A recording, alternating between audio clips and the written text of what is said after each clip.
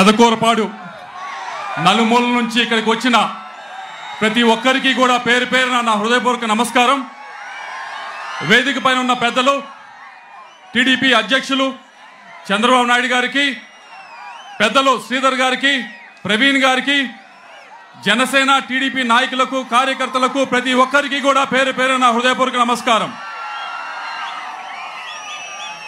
ఈరోజు ఇక్కడికి వచ్చిన ప్రతి ఒక్కరికి కూడా, ఇక్కడికి వచ్చిన ప్రతి వారు కూడా ఏదో ఒక విధంగా వ్యవసాయం మీద ఆధారపడిన వారే ఇక్కడికి రావడం జరిగింది. అయితే రైతులు లేకపోతే రైతు కూలీలు ఈరోజు ఇక్కడికి రావడం జరిగింది. ప్రతి ఒక్కరు కూడా అడుగుతా ఉంది ఒకటే, అయ్యా సాగుకి నీరు లేవు, ఈ సంవత్సరం సాగుకి నీరు లేక మా పంటలన్నీ కూడా ఎండిపోయినాయి అని చెప్పి ప్రతి ఒక్కరు కూడా అడుగుతా ఉన్నారు. వారందరికీ కూడా మేము చెప్పేది ఒకటే, ఇప్పుడే కాదు ఇక రాబోయే కాలంలో కూడా మహారాష్ట్రలో వరదలు రాకపోతే ఇక్కడ చుక్క నీరు కూడా వచ్చే పరిస్థితి ఇంకా లేదు అని మీ అందరికి కూడా తెలియజేసుకుంటా ఉన్నా. ఎందుకు అని మీరు అందరూ అడగచ్చు. ఎందుకంటే శ్రీశైలం దగ్గర అటు తెలంగాణకి లిఫ్ట్ ఇరిగేషన్ లో తీసుకెళ్తున్నారు నీరు, అలాగే రాయలసీమకి పోతిరెడ్డిపాడు వల్ల నీరు తీసుకువెళ్తా ఉన్నారు. అదంతా అయ్యి ఇక్కడ దాకా నీళ్లు రావాలి అంటే పైన వరదలు వస్తే తప్పించి రాని పరిస్థితి ఇప్పుడు రాష్ట్రంలో మనం చూస్తా ఉన్నాం. దీనికి ఒకటే ఒక పరిష్కారం, ఏదైతే గోదావరి జలాలు తీసుకొచ్చి కృష్ణా నది రైట్ కెనాల్లో కలుపుతామో అప్పుడే ఇక్కడ ఉన్న ప్రాంతంలో ప్రజలందరూ కూడా సుభిక్షంగా ఉంటారని చెప్పి మీ అందరికి కూడా తెలియజేసుకుంటూ, ఆ ప్రాజెక్ట్ అవ్వాలి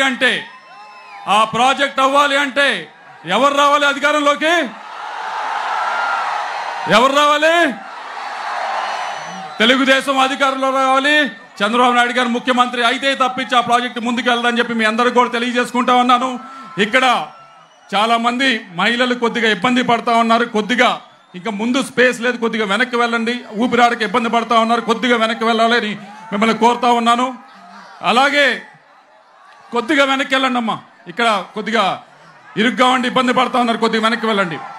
అలాగే ఈ ప్రాంతంలో చెప్తున్న రెండో సమస్య, కృష్ణా నది 20 కిలోమీటర్ల దూరంలో ఉంది, అయినా తాగడానికి నీళ్ళు లేదని చెప్తా ఉన్నారు. ఇక్కడే ఈ పరిస్థితి ఉంటే పల్నాడులో ఎటువంటి పరిస్థితి ఉంటుందో మీరు అందరూ కూడా ఊహించుకోవచ్చు. కనీసం తాగడానికి గుక్కె నీళ్లు కూడా దొరకట్లా. 1200 అడుగులు బోరు వేస్తే కూడా బోరు పడని పరిస్థితి ఈరోజు చూస్తూ ఉన్నాం. ఆ పరిస్థితి మార్చాలనే జలజీవన్ మిషన్ కింద ఇంటింటికి కుళాయి పెట్టే కార్యక్రమంలో 500 కోట్ల రూపాయలు మన పార్లమెంట్కి తేవడం జరిగింది. కానీ ఒక్క కాంట్రాక్టర్ కూడా ముందుకు వచ్చి టెండర్ వేసే పరిస్థితి లేదు. అయ్యా టెండర్ వెయ్యి, ఇంటింటికి కుళాయి ఇవ్వు అంటే ఎంపీ గారు నేను టెండర్ వేస్తాను, బిల్లు ఇప్పిస్తారా మీరు అని నన్ను అడుగుతా ఉన్నారు. అది పరిస్థితి ఇప్పుడు రాష్ట్రంలో, అది పరిస్థితి ఇప్పుడు జిల్లాలో. మేము మాటిస్తా ఉన్నాం, అధికారంలోకి వచ్చిన తర్వాత తెలుగుదేశం పార్టీ ప్రతి ఇంటికి కూడా కుళాయి నీరు ఇస్తుందని చెప్పి మీ అందరూ కూడా మాటిస్తా ఉన్నాం. చంద్రబాబు నాయుడు గారు ప్రతి ఇంటికి కూడా కుళాయి నీరు ఇస్తారని చెప్పి మీ అందరూ కూడా మాటిస్తా ఉన్నాం. అలాగే ఇక్కడ చాలా మంది యువత వచ్చారు, చాలా మంది చదువుకున్నారు, కష్టపడ్డారు, సమయం కేటాయించారు. వారందరికీ కూడా ఉద్యోగాలు లేక ఇబ్బందులు పడుతూ ఉన్నారు.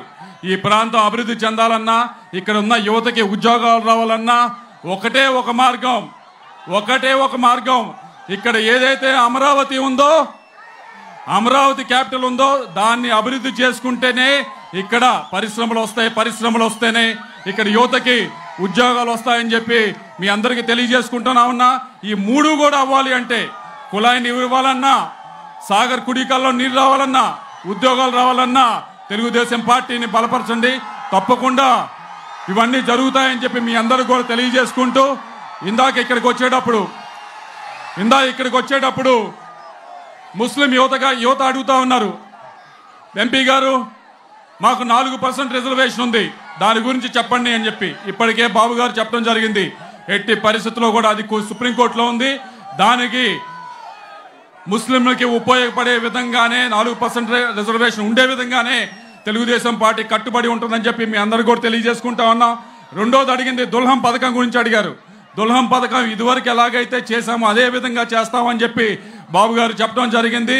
ఎటువంటి ఆంక్షలు లేకుండా ₹1,00,000 దాకా దుల్హం పథకం ఇస్తామని చెప్పడం జరిగింది.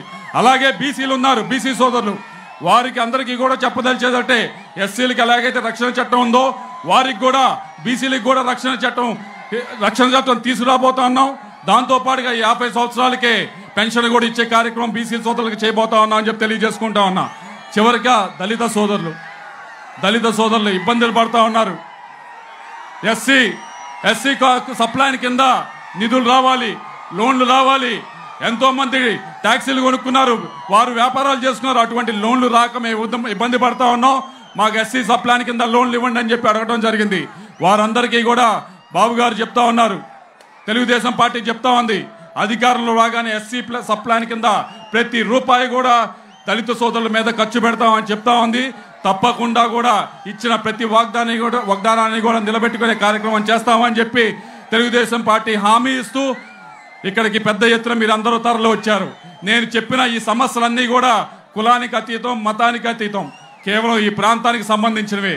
కాబట్టి వచ్చే ఎలక్షన్లో మే 13న కులాలు దాటి మతాలు దాటి ప్రాంతం మీద అభిమానంతో తెలుగుదేశం పార్టీని బలపరచాలని చెప్పి మిమ్మల్ని అందరినీ కూడా కోరుకుంటూ, నాకు ఈ అవకాశం ప్రసాదించిన ప్రతి ఒక్కరికి కూడా పేరు పేరున ధన్యవాదాలు తెలియజేసుకుంటూ, మరొకసారి ఇంత పెద్ద ఎత్తున నలుమూల నుంచి పెదకూరపాడు నుంచి వచ్చిన మీ అందరికీ కూడా ప్రత్యేకంగా ధన్యవాదాలు తెలియజేసుకుంటూ సెలవు తీసుకుంటా ఉన్నాను.